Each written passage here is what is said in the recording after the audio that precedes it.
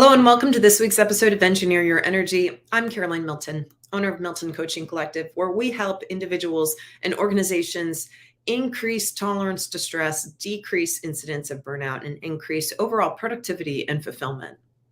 Each week, I come live across platforms to talk about the steps that we can take, either as individuals, as teams, or even as organizations, in order to better handle our stress, to create that healthy approach to stress. Because stress isn't necessarily bad for you, but what we've seen over the past several years is that maybe we're not being so good at identifying where stress is and being proactive about handling stress and dealing with our stressors.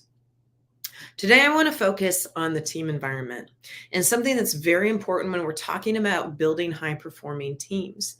And that is a culture of high trust. Why is this important?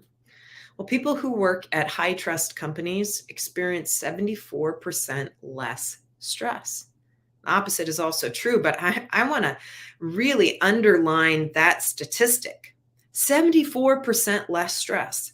And when we know and understand the impact that stress has on our work, our inability to think critically, our likelihood of lashing out against coworkers, a decrease, our drop in productivity, this is significant.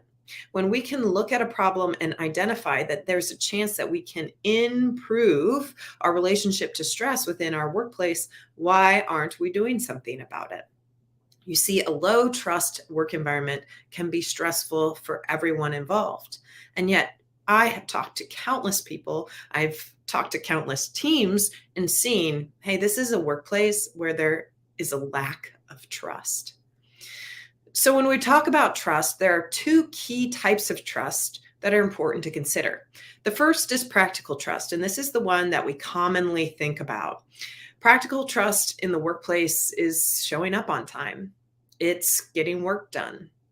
It's meeting our deadlines. It's being reliable.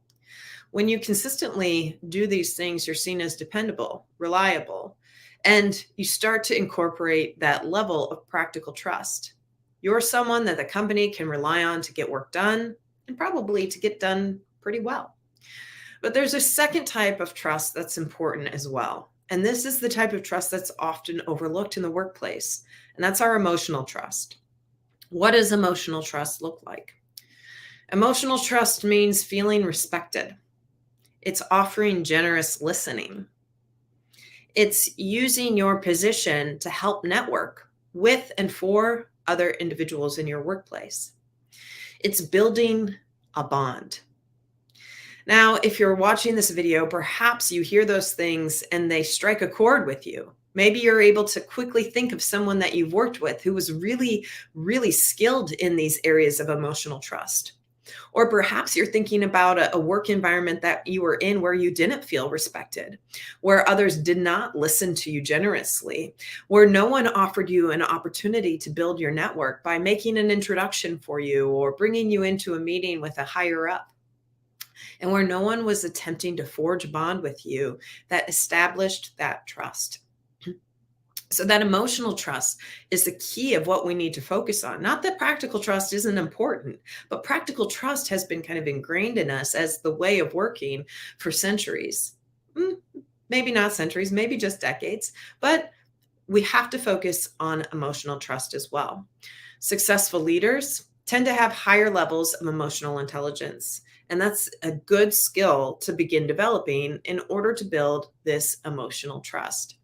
If you think to yourself, I'm just not a very emotional person, that does not give you an out from contributing to a culture of trust within your organization. These are things that are skills you can work on and can grow and can incorporate into your ways of working. Building trust is crucial in the workplace. Why? It'll attract talent to your teams.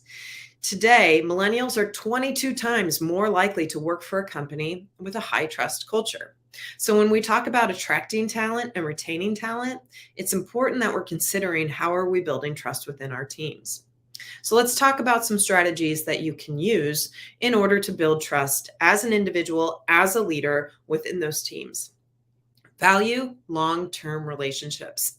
That requires you to ask yourself, what's the impact of this decision in 10 minutes, in 10 months, and in 10 years? And how will this impact relationships in those 3 different time frames? So when we think about gossiping or complaining about a coworker, we might not be valuing those long-term relationships.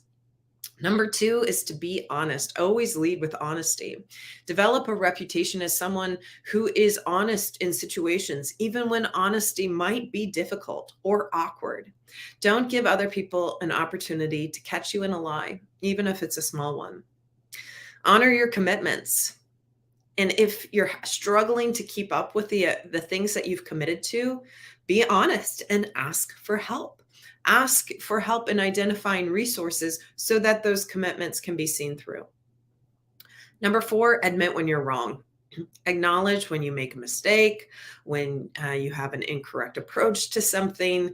Admit when you're wrong. Don't hear excuses. If you do something wrong, just be upfront about it. Admit it, ask for help to move through it, and work with your team to get to the other side of that error. Number 5 is communicate effectively. Now, a lot of these have already had to do with communication, honesty, admitting when you're wrong, honoring your commitments. Those are all about communicating effectively. But trust can be easily damaged by miscommunication or from confusing communication. So try your best to communicate in a way that doesn't leave room for misinterpretation. Don't use filler words. Don't use questioning words. Try to be clear and concise and ask for understanding when you're working within teams. Be vulnerable. Open up about your emotions and showing some feelings. That can help build trust. It shows that you care and that you're a person as well. Don't be afraid to let coworkers know if something has upset you or stressed you out. Ask for a time to step away and come back to the conversation when you've regained your composure. This has to be approached carefully, right? We can't just spew our emotions all over the place, but emotional intelligence is about being aware of our emotions and separating ourselves from them in the height of the moment, and then being able to come back once we've regained our composure and work through those emotions. Our final tip today is to show people that you care. All right, this one sounds very simple, right? The other day, I was walking out the door to go to the gym, and my son said, "Be kind to people, Mama," which was very sweet to hear. But show people that you care. This can go a long way, even if it's just making eye contact with them when they're talking to you about something they're struggling with, or when they're sharing a win. Showing people that you care makes it feel as though you're truly interested, that you're giving them that generous listening that we talked about when we're building emotional intelligence. So those are 7 strategies that you can use to begin to build trust within your team environment. Heck, you can even use these at home to improve relationships at home. But I'd love to hear, which one are you going to be trying? Drop a comment on this video and let me know what stands out to you as a way of building emotional trust within your place of work, within your team environment. Or if you're feeling like, hey, we need to focus more on this as a team, as a collective unit, drop a comment as well and say, we need some more of this in our lives. You can also reach out to me at miltoncc.com to learn more about corporate services, individual services for building high-performing teams, for increasing productivity and decreasing burnout. This is my area of passion, something that I've dedicated my life to, truly understanding how we can build these high-performing, successful teams in STEM and even beyond STEM. I've also worked in academia to help build high-performing teams in those environments as well. That's it for this week's episode of Engineer Your Energy. I'll be back next Thursday with our next episode. So if you're not already, make sure you're following either me or the hashtag TransformingTired to make sure that you're getting each new episode as they drop. Thanks for being here. And until next week, be well.